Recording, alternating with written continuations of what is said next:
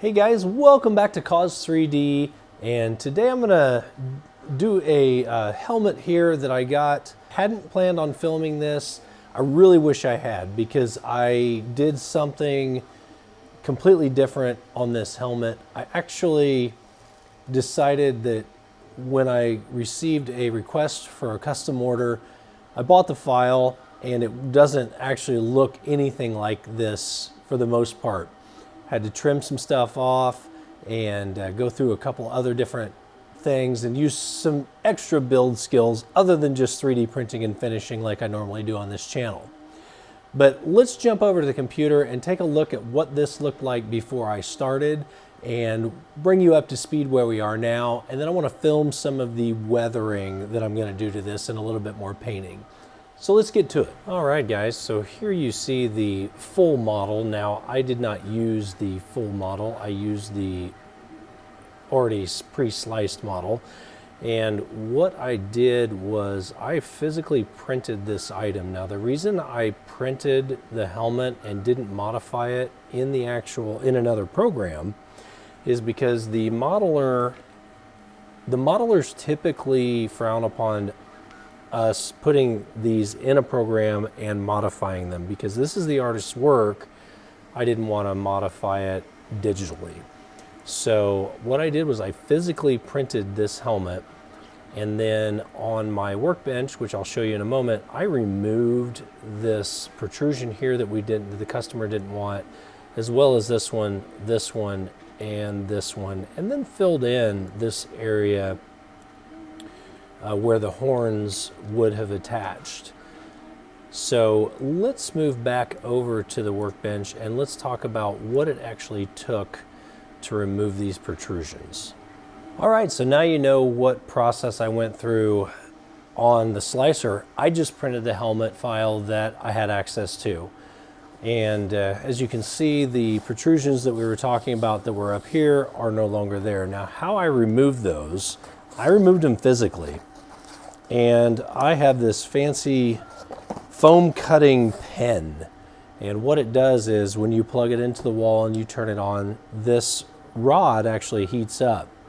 And I very carefully came in and right up next to the helmet, I slowly worked it through and removed each and every single one of those protrusions. Unfortunately, I didn't get any footage of this, but once I got the protrusions all removed, I followed it up with a 60, or maybe it was a 40 or 60 grit random orbit sander. That did take some time. It did take some effort to actually sand that down. But once I got it sanded down, I was into the infill. And then I followed that up with just mixing up some Bondo and covering each protrusion hole that I had made. And then in this area, I didn't want all of it filled in because I wanted it to match the damage that was being done on the other side. So I will post some pictures of that, hopefully while I'm talking about it, and show you what process I went through in order to actually get this texture and to get the finished look that I was looking for.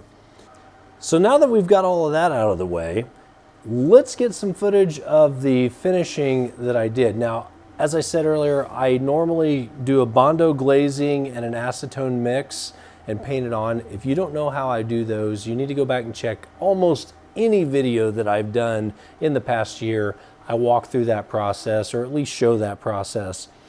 But now I've got my Bondo glazing and my acetone down. I've sanded it. I've primed it, I've fixed any problem spots that I wasn't happy with, and I've actually wet sanded this helmet and then put on this final coat of what I would almost call a gunmetal gray, or even a aged black bronze, or maybe not bronze. I can't remember exactly what color I used on this, but it was an aged dark color. So now that we've got this to the stage, we're going to start doing some masking off on this and some finishing painting, and that's what I wanted to share with you guys today. So let's get to it.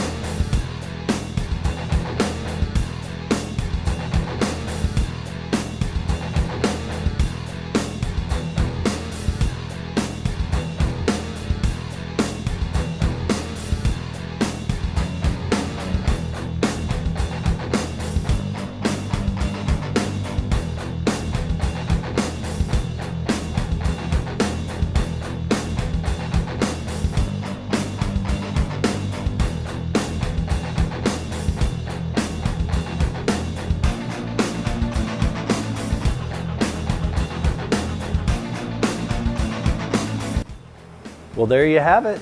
We're done. The Plague Marine from the Warhammer series is completed, and this is a cleaned up Plague Marine. Doesn't have any growths on him yet or anything like that. This has been a lot of fun doing this project. I know I had a lot of fun building it. Took a handful of days, and I'll still probably tweak on a couple things, you know, maybe a little bit more weathering, some other stuff on it, but I am very pleased with how it turned out. So make sure you leave a comment and make sure you hit that like button. If you want to see me do more of these types of builds, let me know, because I'm always looking for content to build. So this one was a lot of fun. So thanks again for joining us, and we'll see you in the next video.